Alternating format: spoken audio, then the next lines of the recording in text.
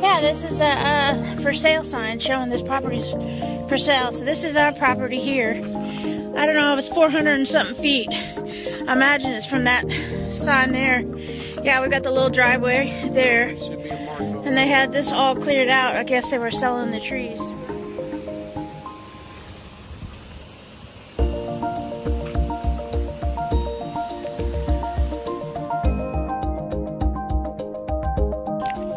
I was thinking about doing like, just keeping it pretty wild in the front, doing like wildflowers and stuff like that. And, you know, natural trees. Yeah.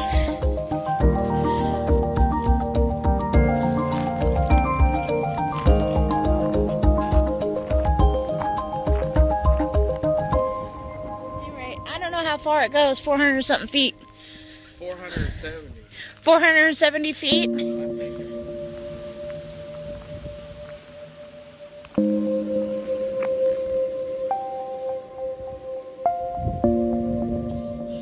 Oh yeah, that's deep. Look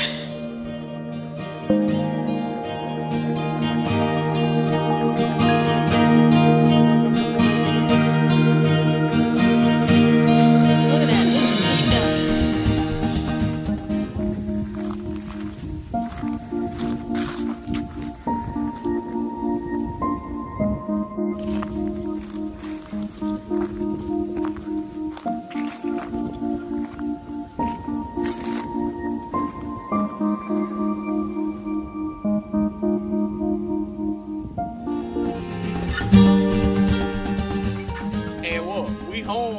And we home. This is our home. But when they come visit, This is our home. and they have to drive this long driveway to our house, they're gonna be like, wow. Wow. We're already making plans. We're already making plans.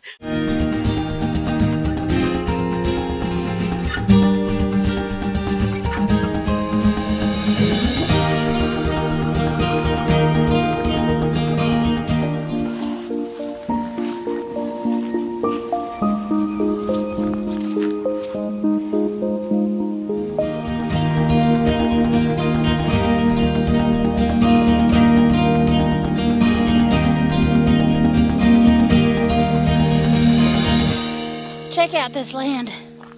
Y'all, this is our property here. I don't know if you recognize it, but that's the downhill. It's all getting grown in.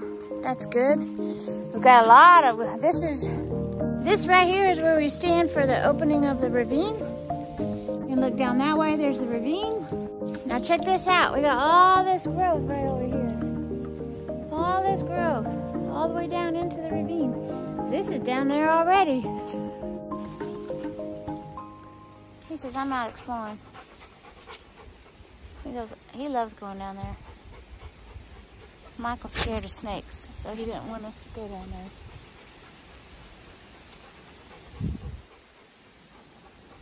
But Zeus isn't scared. Come on, Zeus! Let's go! And Luna only wants to be with her mama. She's not so sure yet. Come on, Billy Goat. Hey, good boy. When Michael and I first purchased our land, we were over the moon ecstatic about new beginnings and a new chapter in our lives. And for the first year, we really didn't do much with the land at all. We came out here when we were in town and walked around, did some hiking, and pointed things out that we noticed that were new, and we didn't do much the first year. Right about our 1-year anniversary of being out here, we bought the camper. And it's set up the top of the hill. We had some financial strains that came about, some unexpected bills that came about that we had to take care of first before we could do anything else. But our plan was to eventually get it down to this level. So it sat at the top for, I don't know, the first 10 months we had the camper until we had enough money saved up again so that we could build a proper driveway. Once we got the driveway set in, we were able to get the camper down the hill pretty easy. But still, there's been, over the last 2 years, there has been multiple moments where I'm like, it would just be easier to sell this land and buy a place with a house that's already been manicured and all the work's been done. And we just pick up where the last owner left off. But the challenge is, we're buying somebody else's dream at that point. And Michael and I were like, even if we were to buy a house and all the hard work was already done, it wouldn't be the same as if we came about with this one. And right along with it, during that thought process, I saw this meme. And it kind of hit home to me. And it made me realize that we just need to keep persevering. This is what we want. This is what I dreamed of for a long time. I dreamed of having a bunch of land and having my house at the top of the hill. And if we take our time and we do it right, why can't that dream be accomplished? It may take longer because of the economy and because of other things going on right now. But if we keep persevering and if we keep just walking by faith, eventually we'll get our dreams. Michael and I like to say a lot of the times, God doesn't necessarily give you what you want, but he gives you what you need.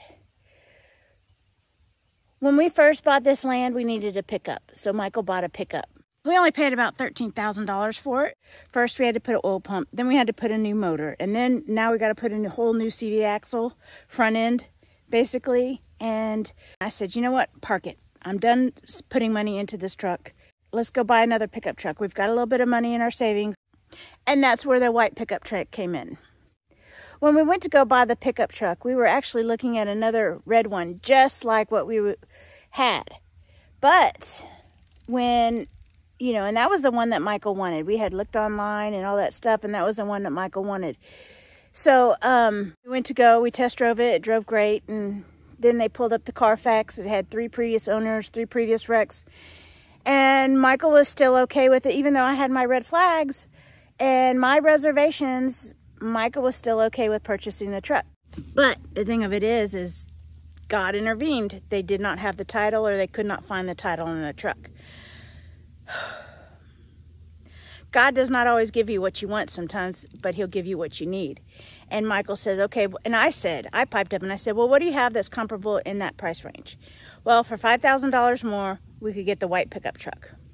Perfect, let's do it. So we filled out all the paperwork and we drove home that day with a white pickup truck. When we first were looking at campers, I wanted a Montana.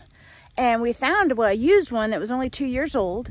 It was still in perfect condition, and they wanted $60 grand for it. But the problem was, if we were to get that camper, we would have had to get a new pickup truck. So God doesn't always give you what you want, but he'll give you what you need. So we ended up with this camper, and it's perfect. It works great for what we need it for. It keeps us warm in the wintertime.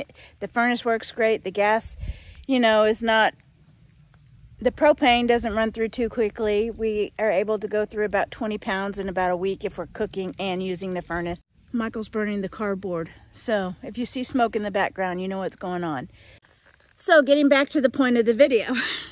So it's been many days and many times where I've just been like, you know what, let's just go buy a house with all the work already done.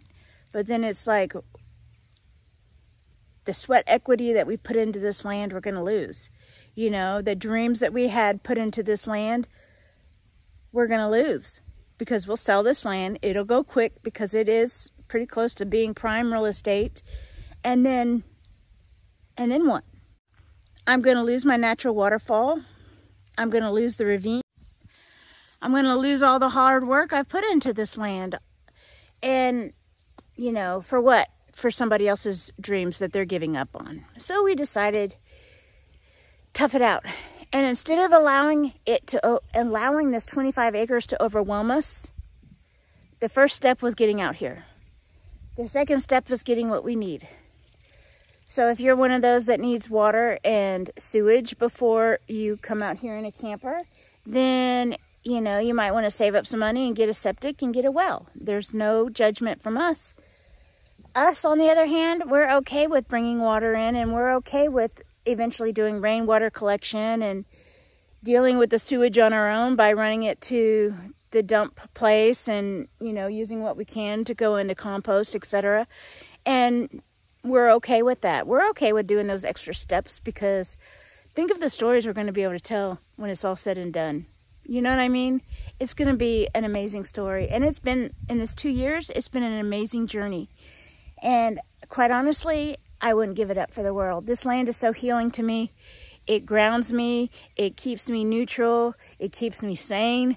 When I'm out on the road, and instead of being bored scrolling through Facebook and scrolling through TikTok, I'm actually researching on how to do rain collection, how to do composting, how to, you know, what's the best way, what are the best tools to use to deal with picking up all this waste left by the loggers.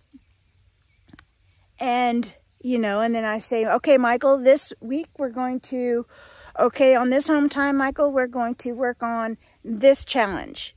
And so when we come into town, we get the tools necessary for this challenge, and we basically move forward. And then the next time we go on home time, then we go back out on the road. And if we are not able to finish whatever task it is we set up for us, we'll either save it for the next one, or we'll go out and run a couple of weeks and come back for a couple of days and finish the task. So there's a lot of ways of getting around it.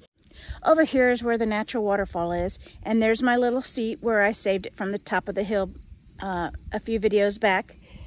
Michael came through and cleared out all the small trees and all the saplings, and he just stacked it up right down here. Well, today and yesterday I took it apart. I put it upon myself, and I started cutting up those little saplings, all the branches off, and cutting them up into manageable pieces, and I'm just stacking them right here. And then I will make firewood with what I can. And the small branches, it's not a very neat pile right now, but it's there.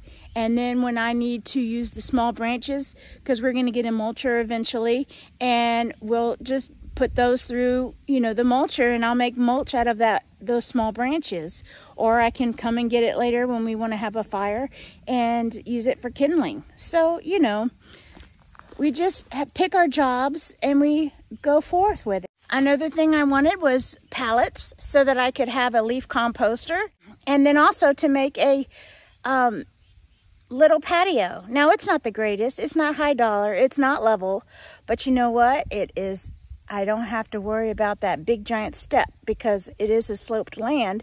The step coming off the bottom step of that camper steps. So it gives me a little, when I'm carrying a bucket full of water, it gives me a little security knowing that there's sure footing beneath my step and I can't see. And so that's what we've done. We put together this, we just bought 10 pallets and we bought some plywood and put it together. In time, we will eventually get some bricks and some cinder blocks, and we will make it level. But, you know, baby steps, baby steps. And that's what it all boils down to, is just the first step is getting the land. Like Michael and I, we didn't have a lot of money saved up. We wanted to buy a house. And we were looking at buying some property or a house in Springfield area.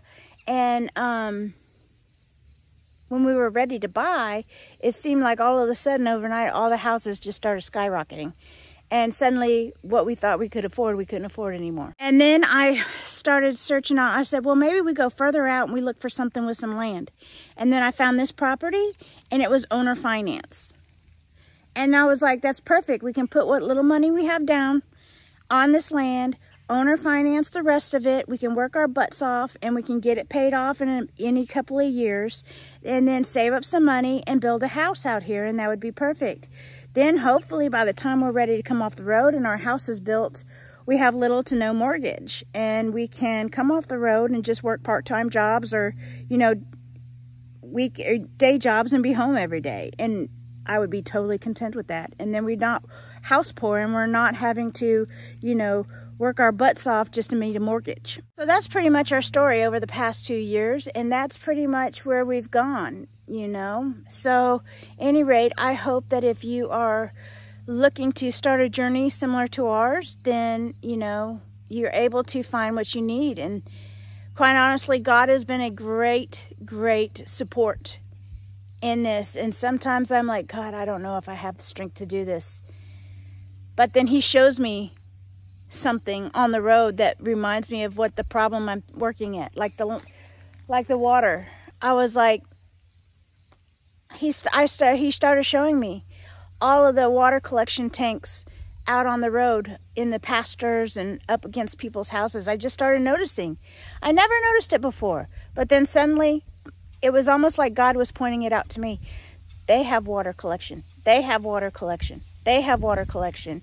And suddenly I was like, I know how to do it. And I knew how to get it researched. And now we are in the process of getting it done ourselves. It says in the Bible that God created us in his image. Well, it is of my opinion that God likes to feel needed just as much as we like to feel needed.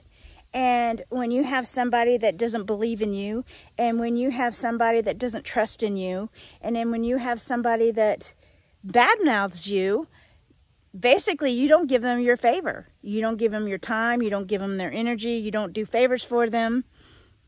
But when you have somebody who loves you and supports you and needs you and calls out for you in your time of need, in your time of sorrow, and you put your trust and your faith in them, you're going to return those emotions back to that person. And I think that's how God is.